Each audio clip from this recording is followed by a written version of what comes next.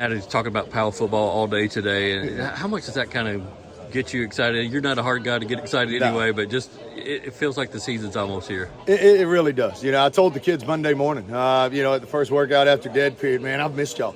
They were excited, we were excited. Then we rolled into yesterday's big 7-on-7 event, and it certainly got the juices flowing. And now you show up here at the KFOA Media Day, and it really kind of tells you, hey, football season's here. Mm-hmm. For a lot of these seniors, and we've got a very big senior class, this is it. And I think there's a lot of reality kind of hitting in, and these kids are excited about what they're going to try and do together. I'm old enough now, I guess, so I've seen a lot of evolutions of Powell quarterbacks. And, yes. And now we're seeing it happen with Deuce Rogers. Where do you feel like he is in terms of his growth and maturity, coming from a last year where he had some success, but I know it didn't end like he wanted it to or you wanted it to. What are you seeing out of him at this point? Just like you said, that development. Everybody knew he was a big physical kid last year and could run the football and could do some things in the run game and sporadically was very good in the pass game. That's been a lot of our off season, is just developing him as a passer, developing him as a leader, but then really getting to understand that quarterback position of figuring out what is the defense giving me and just being okay taking what's there. Number one thing we talk about this offseason, those running backs you have are pretty good. The check down might be the best play we have. In terms of improving his passing, was it a technique thing? Was it just mental know-how, learning where to throw, when to throw, and what looks to throw against, or maybe all of it? I think a lot of it starts with your eyes. Just trusting your eyes, making sure your eyes and your feet are going together. And so a lot of times his upper half and his lower half were getting a little offset, and so therefore it caused some technique issues. But making sure your feet are following your eyes as you go through it. So when the receiver is there, you're ready to get it out right now and get it to him.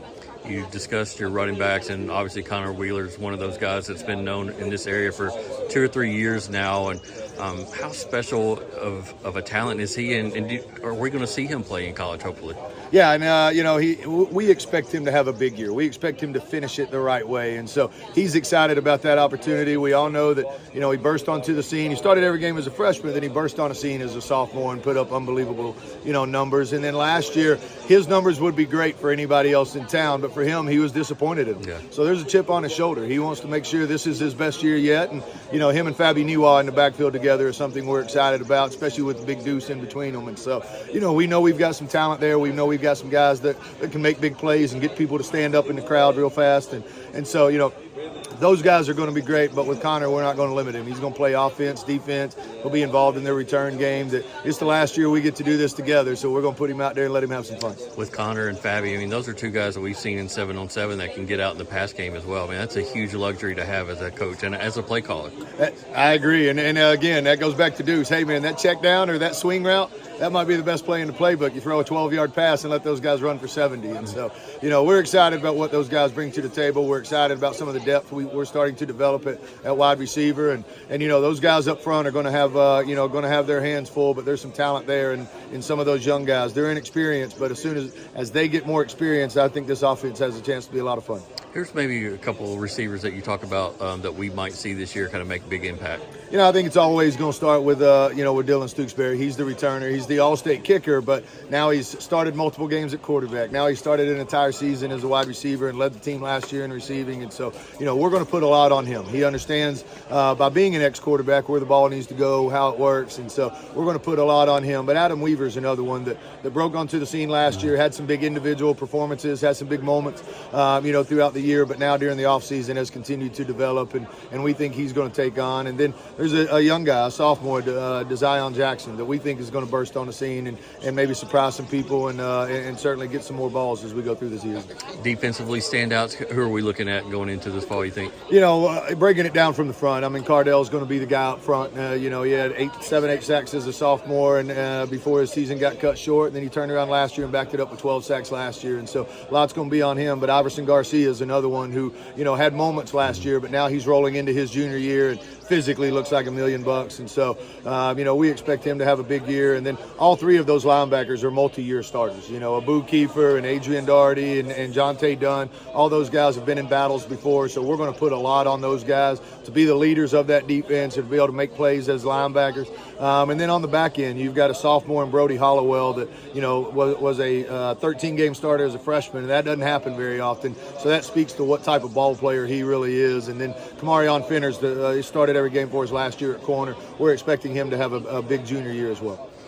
Looking back to the end of last year, how hard of a pill was that to swallow, not just for you as a head coach for the program, because that wasn't typical Powell, what we were used to seeing in that game. And I wonder, like, how much is that the kind of cliche motivator, or if y'all moved past that? I haven't moved past it. I think a lot of our seniors, didn't like the taste in their mouth, didn't like the way that thing ended. And now here they are. All these seniors got a taste of a championship as a freshman, and now here they are, seniors, and they know this is their last chance to do something special together. And so, they've taken that on during the off season, and now here they're rolling into, right now in the preseason. And I think that's still burning on the back of their minds of how last year finished and how last year ended, and how for whatever reason things just unraveled there in the third quarter, and we couldn't get it back together. And so now they've got to figure out how to take those steps of playing consistent and working through things as it's a long season. When you get to 16, 17 weeks in the season, it's a long time, and you've got to show up and be ready to work every day. It also just shows like how much sometimes good fortune plays a part in playoff runs. I mean, y'all had some injuries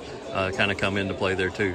It is. You've got to be healthy. You got to make sure your best players are ready to go in those big moments. And sometimes that's going to go in your favor, and sometimes sometimes it's not.